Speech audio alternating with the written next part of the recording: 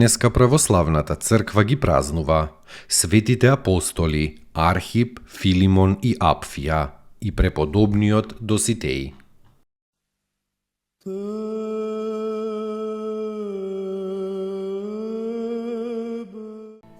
Светите апостоли Архип, Филимон и Апфија. Архип бил еден од 70 апостоли. Светиот апостол Павле го споменува во посланието до Колосјаните и до Филимона, нарекувајќи го свој другар во војувањето. Во градот Колосај, средиштето на христијанството бил во куќата на Филимон. Тука се собирале христијаните на молитва. Тоа светиот апостол Павле го нарекува, пишувајќи му на Филимона, негова домашна црква.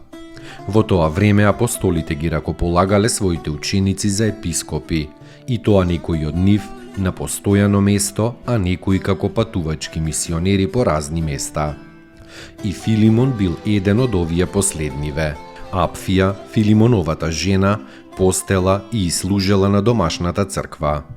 Во времето на некој празник на незнабожечката богиња Артемида, сите верни во Колосај биле по обичај собрани во домот на Филимон на молитва. Незнабожците, дознавајки за овој собир, се втурнале и ги пофаќале сите христијани, а Филимона, Архипа и Апфија како водичи најпрв им ги тепале, а потоа ги закопале до појас во земјата и почнале со камења да ги удираат. Така ги убиле светите Филимон и Апфија, а светиот Архип го извадиле од дупката едва и жив и го оставиле на децата со него да се забавуваат. Децата пак го избодиле целиот со ножеви. И така, овој другар на Павле во војувањето го завршил животниот тек на својот земен пат. Елици во Христа крести во Христа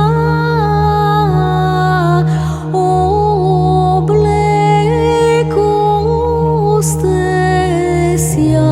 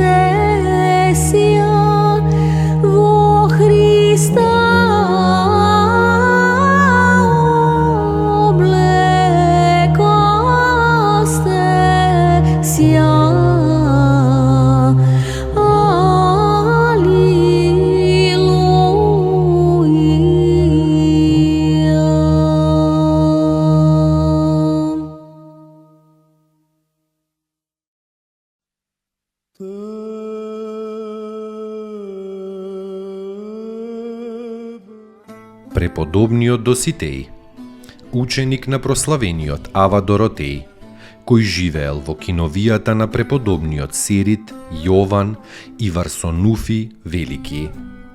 Доситеј бил роднина на некој војвода и дошол во Ерусалим да ги разгледа светињите. Кога ја гледал сликата на страшниот суд, во една црква му се приближила една жена во порфирен фустан и му објаснувала. И најпосле при разделбата му рекла: ако сака да се спаси, дека треба да пости и да не јаде месо, и почесто да му се моли на Бога. Тоа била Пресвета Богородица. Се разгорело срцето на младиот Доситеј, да посакал испоснички живот. Доротеј го примил за свој послушник и му наредил потполно да ја отсече својата волја и да го слуша својот духовен отец. Неколку дена му давал да јаде колку што сака, а по извесно време муускратувал по 1/4, па по некое време пак 1/4 додека не го навикнал да поминува со најмала мера на храна. Постојано зборувајки му: јадењето е навика и колку некој ќе се навикне, толку и ќе јаде. Се спасил и се прославил со потполното послушание и останал за навек пример на монашката послушност и предаденост на својот духовен отец. Овој млад светител живеел во 6. век.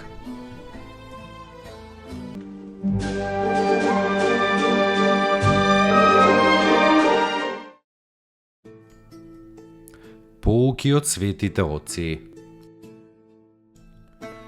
Поуки од светите оци. Не плашете се од злото што е надвор од вас, но од злото во вас. Надворешното зло е допуштено и контролирано од Бог, бидејќи е Седржител. Но ние сме одговорни за злото во нас. Откако ќе ги видиме последиците на злите мисли, сваќаме дека е потребно да сме трезвени и внимателни. Митрополит Христифор Јордански.